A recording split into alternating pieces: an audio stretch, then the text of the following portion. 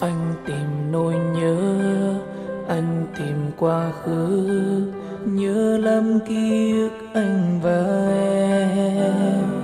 Chả lẽ anh yêu thương ấy, xin nghỉ hãy về nơi đây. Bàn tay yêu ớt có níu em mơ lại. Những giọt nước mắt lăn dài trên mi, cứ thế anh biết phải làm sao. Tình yêu trong em đã mất, phải dần đi theo gió bay, còn lại chỉ nơi đây cô đơn riêng anh. Em đi xa quá, em đi xa anh quá, có biết không nơi đây anh vẫn đứng đợi một giấc mơ. Anh chờ đợi một cơn mưa sẽ xóa sạch giọt nước mắt. Ngồi trong đêm mơ và anh thấy đau, em có biết không? Em ơi anh nhớ, em ơi anh dần nhớ từng câu nói anh mất của em giờ này ở nơi đâu. Chắc ai đó sẽ sớm quay lại thôi, chắc ai đó sẽ sớm quay về thôi.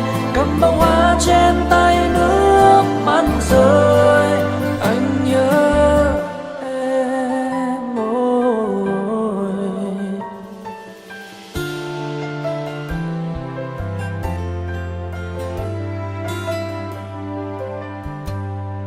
Những giọt nước mắt lăn dài trên mi, thế anh biết phải làm sao.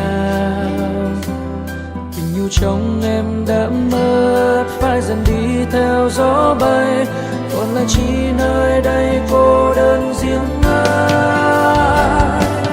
Em đi xa quá, em đi xa anh quá, có biết không nơi đây anh vẫn đứng đợi một giấc mơ.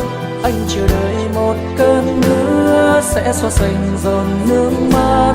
Ngồi trong đêm mơ và anh thấy đau, em có biết không? Em ơi anh nhớ, em ơi anh dần nhớ từng câu nói anh mất của em giờ này ở nơi đâu. Chắc ai đó sẽ sớm quay lại thôi, chắc ai đó sẽ sớm quay về thôi. Cầm bông hoa trên tay nước mắt rơi, anh nhớ